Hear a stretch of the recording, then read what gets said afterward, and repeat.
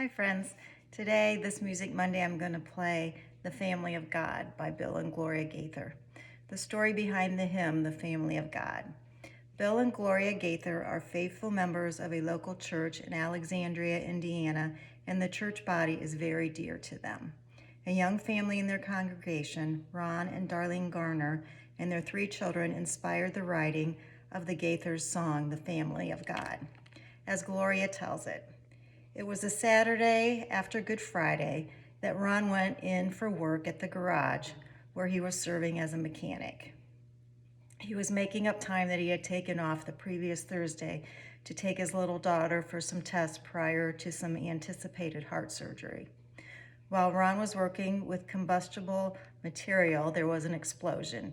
He managed to crash his way through the large double doors before the building blew up and went in flames, but he was severely burned over most of his body.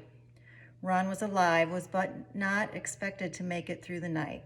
Within minutes, a chain of telephone calls alerted the family of God, and the whole church began to pray for Ron. Little groups, bigger groups, in homes, at the church, over the phone.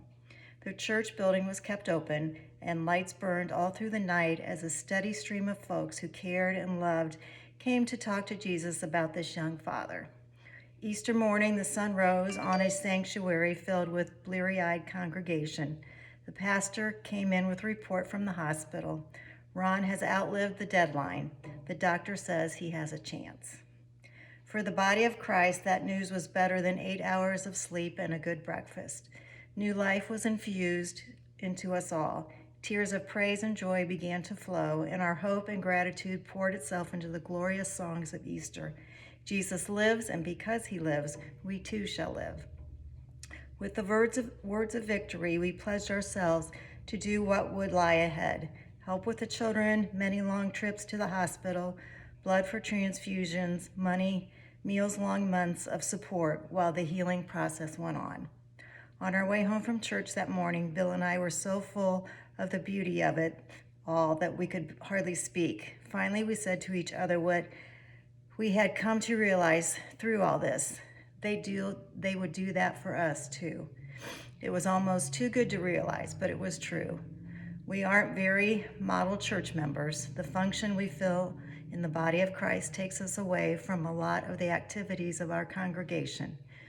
We're never available on Fridays and Saturdays. We arrive early on Sunday mornings to get our children to their Sunday school and church. But we can't be counted on to teach class with a schedule like that. But they do the same thing for us as if we were part of the body that was suffering. Not because we were worthy or had earned special treatment or were indispensable, but just because we were part of the family of God. As I started dinner, Bill sat down at the piano. It wasn't long before the magnetism of the chorus Bill was singing drew me from the kitchen to the piano, and we finished the song that was to feed us better than any food.